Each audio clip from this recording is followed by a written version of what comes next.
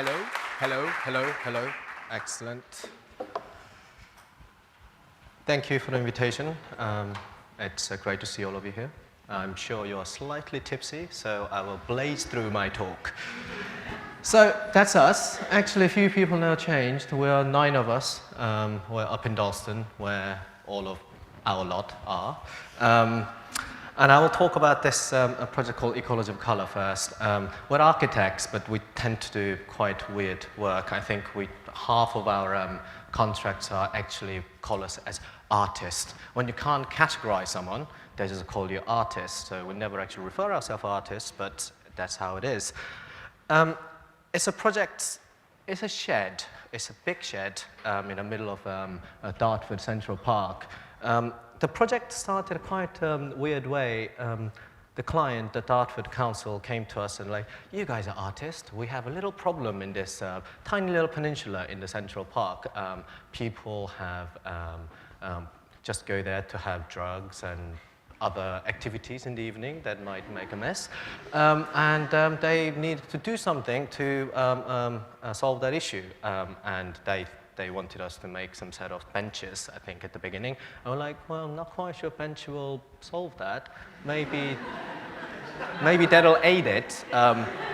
So we decided, that we need a custodian for this place, and so we started talking to people, and there was quite a lot of community built up around this area who actually do a lot of dyeing work. So we spoke to several, oh, hello, hey.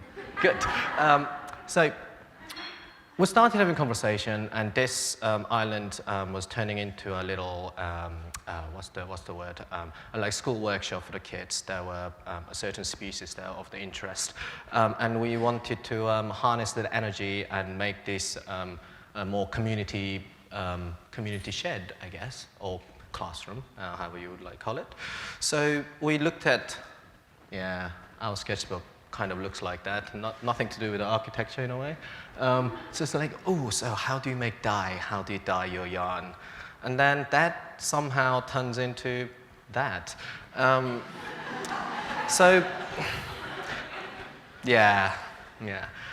Obviously, we go through a lot of process. This project has been about, I think, I don't know, 8 months to a year. I think our shortest project are probably about touch a year.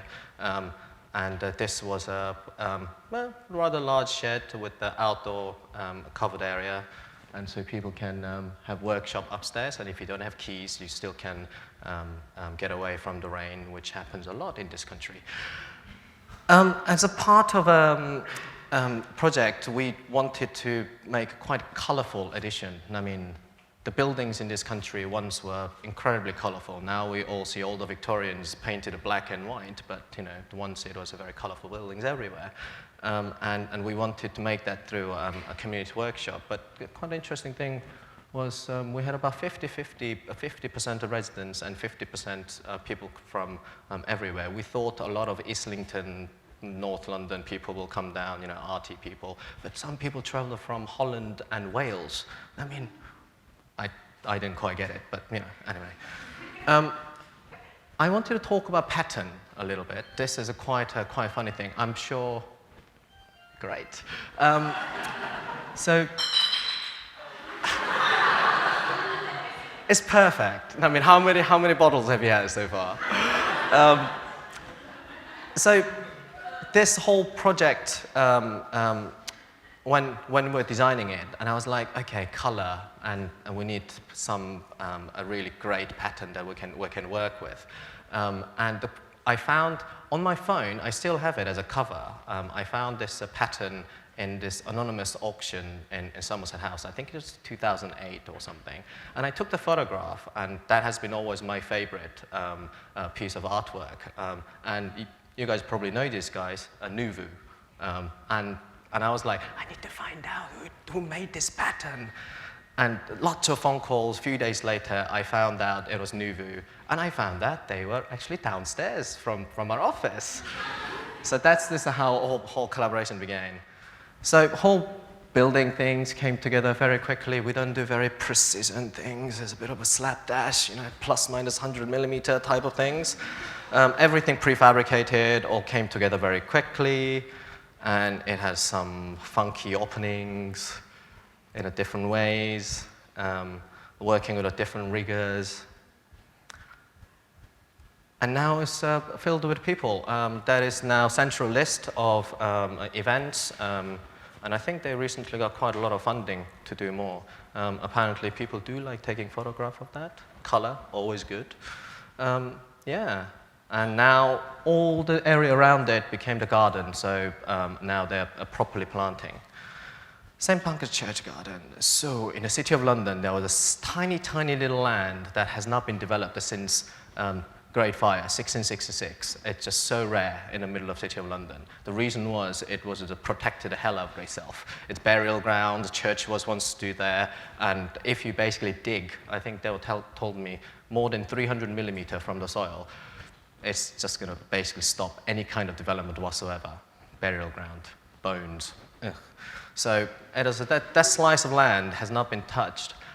So City of London has been working quite a long time to get hold of that space to make into a public space. So they hold this mini competition, and that's what we gave to them. Like, ooh, 1666, that's more than 370 years. So just imagine if things from the church were just left there and just grew itself.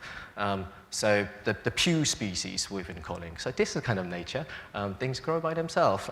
So in order to make that actually happen, we worked with historic carvers. It's quite interesting now, once all the carvers and artisans had a lot of freedom when they carve and when they were doing their trade, architects or overall master builder gave them a lot of freedom of expression. But these days, most of the thing they do is a copy of the existing pattern or existing historic things. So this is actually school down in Oval. So we basically gave them, this is sort of Romanesque church. Just think about a couple of pews left there, and it just blossomed into a thing.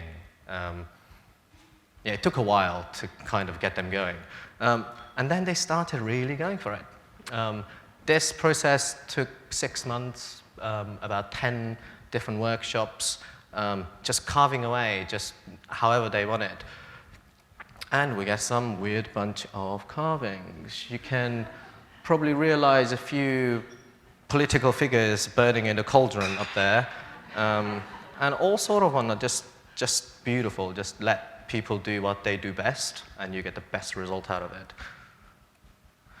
So now, we do a slightly bigger project as well, from the master plannings to quite large housings and one-off houses and friends, garden extensions, so forth. But one of the things that we actually do quite a lot is working with the charities. Currently, we just submitted the planning, so it's a public document that I can talk about.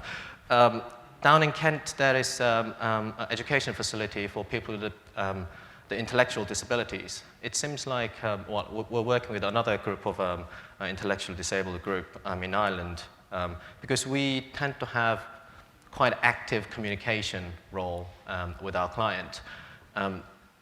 We get to invited to run the workshop and figure out the building typology, what they need right from the beginning.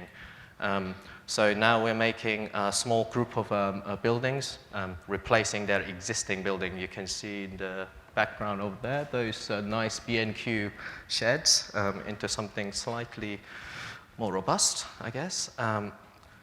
And just going through all the financial parts and how it's going to work. But we didn't want to make a mega building. So it's like all the village, little hamlock.